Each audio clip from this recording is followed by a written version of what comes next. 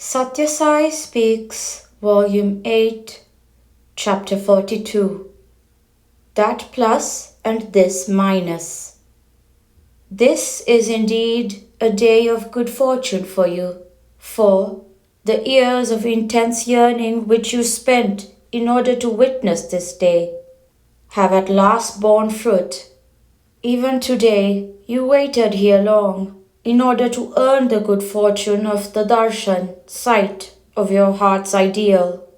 You have put yourself to great hardship to reach here and to get this darshan, and so I desire you should listen to the advice I give and try to derive maximum ananda through putting it into daily practice.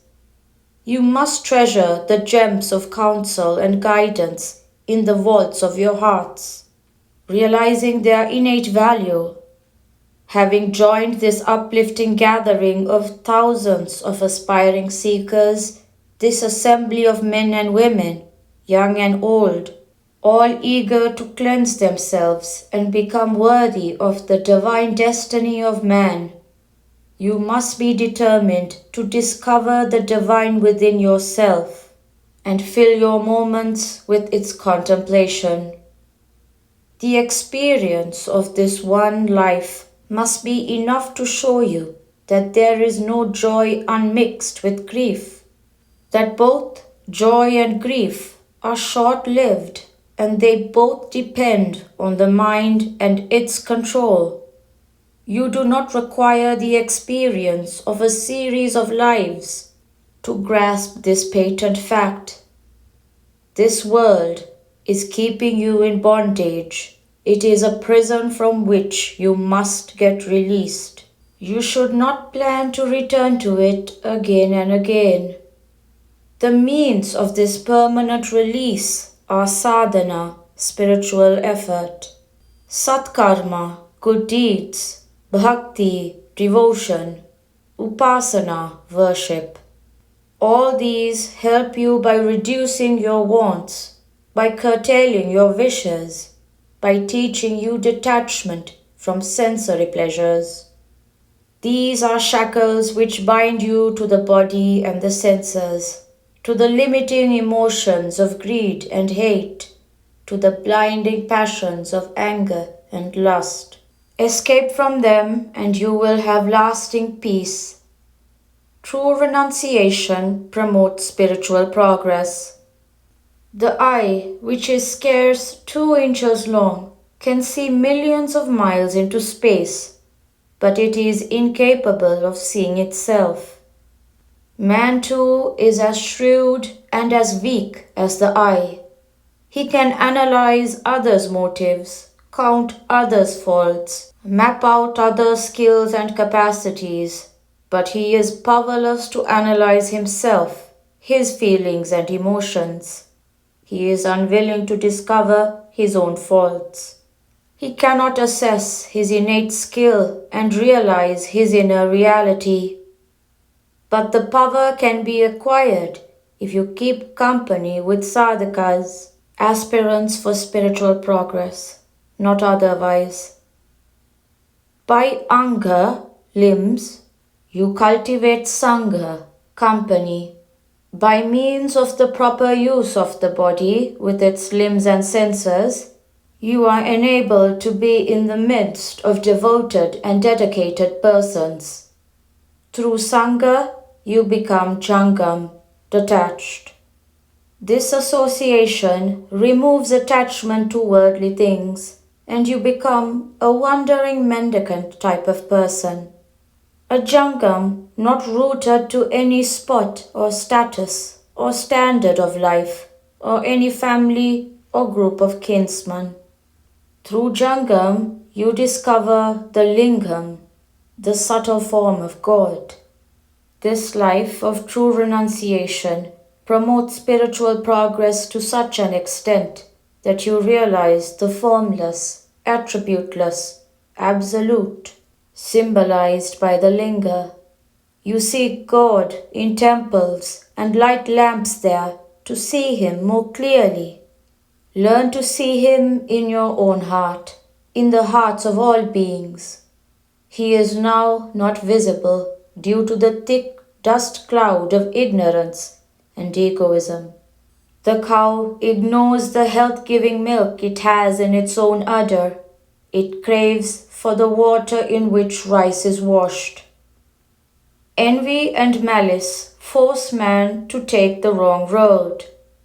The boulder on the hill from which a portion has been blasted away to carve an idol for the temple tells the idol, Tattvam Asi, you and I are the same.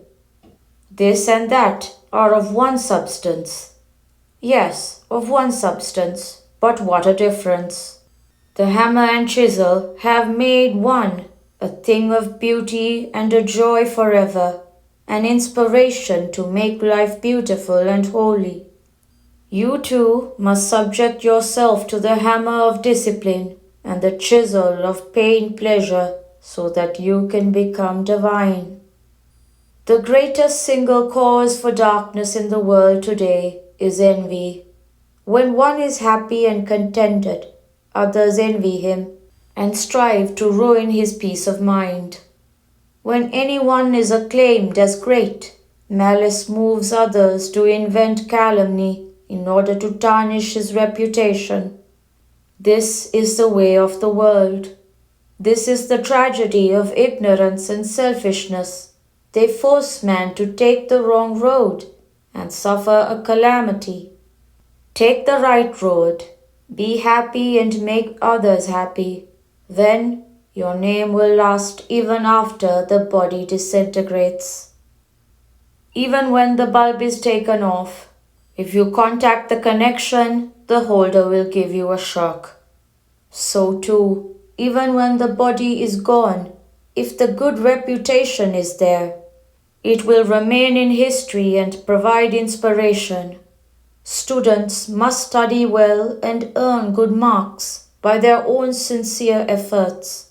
There is no use threatening the teachers and forcing them to give you grace marks and promote you. You should not stretch your hands begging before anyone. It is a shame to do so. Try to cleanse your minds through repentance. One more point I wish to emphasize here.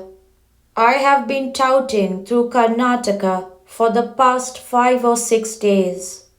Thousands of people are attending the meetings and standing on the wayside roads. In the heart of every one of these, bhakti, devotion, and sincere adoration of God are welling up. But for bhakti to be effective, it must be regulated through self-discipline. It should not be allowed to grow wild and untended. You rush forward to touch my feet, or to prostrate before me, ignoring the children, the aged and the sick, upon whom you fall when you press forward towards me. Do not forget the Sai in those people when you rush forward towards this Sai. The merit of all the hardships you underwent to see and hear this Sai is as good as cancelled when you inflict pain on the Sai who resides in them. That plus and this minus add up to 0. In your frenzy to offer homage, you should not forget others who have been waiting long for the chance. You must provide facilities for their darshan instead of leaping forward to be at vantage positions from which you can fall at the feet. The urge to revere and adore is natural.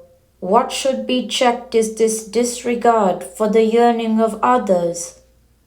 Cultivate love, tolerance, respect for the rights of others. I am alone on this dais. You are thousands in front of me. What has brought you all in this vast number, from your homes and villages to this place? It is the love you have for me and the love I have for you. The reason for your presence is not any force or authority or temptation to earn material profit or gain. Ponder over the things I have told you out of my love, and try to cleanse your minds through sincere repentance for the wrongs you have done or even contemplated. Have a firm resolve to shape your lives anew, according to the divine plan by which each can stand revealed as fully divine. Belgaum, October 24th, 1968. Do not condemn the clouds which shower sheets of pure water, because after it falls to the ground, some water gets dirty. To condemn all is unjust, untrue, and unkind. Take my own instance. I never exult when I am extolled, nor shrink when I am reviled. Few have realized my purpose and significance, but I am not worried. When things that are not in me are attributed to me, why should I worry? When things that are in me are mentioned, why should I exult? Sri Sathya Sai Baba.